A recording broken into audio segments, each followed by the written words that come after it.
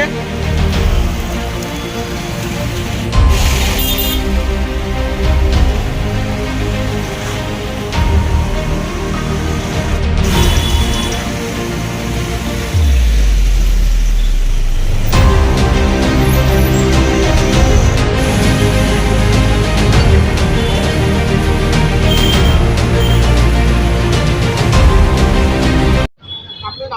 મારું નામ અખિલેશ શુક્લા છે।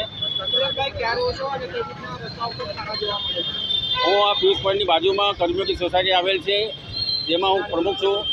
આ સોસાયટીની બાજુમાં જસ્ટ પિયુષ પોઈન્ટ છે, જે પિયુષ પોઈન્ટ પર પહેલાં અહીંયા ગટર લાઇનનું કામ એટલે પાણીનું પાઇપલાઇનનું કામ કર્યું હતું એસએમસી દ્વારા આ 3 મહિના પહેલાં 4 મહિના પહેલાં। ત્યાર પછી આ લોકો પુરાણ 2 વખત કર્યા અને હાલમાં જે વરસાદ પડ્યો, આટલો ધોધમાર વરસાદ પડ્યો, એના લીધે અહીંયા ખાડા મોટા મોટા થઈ ગયા છે। આવવા જવાવાળાને ઘણા લોકોને મુશ્કેલી પડે છે, એમાં એમ્બ્યુલન્સથી લઈને સ્કૂલના છોકરાઓને લઈને બધાને તકલીફ પડી રહી છે।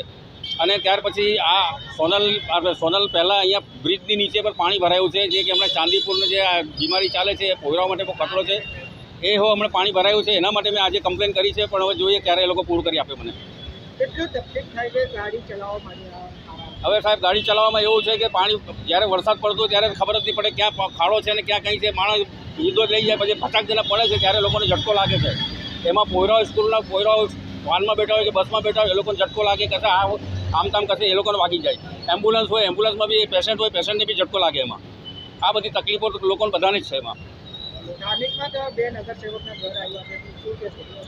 નગરસેવકને અમે કંઈ કમ્પ્લેન નથી કરી, કેમ કે નગરસેવક આજુબાજુમાં જ રહી છે, આવતા જતા હોય છે, એ લોકો જોતા હશે, પણ અમે એ લોકોને કંઈ કમ્પ્લેન નથી કરી।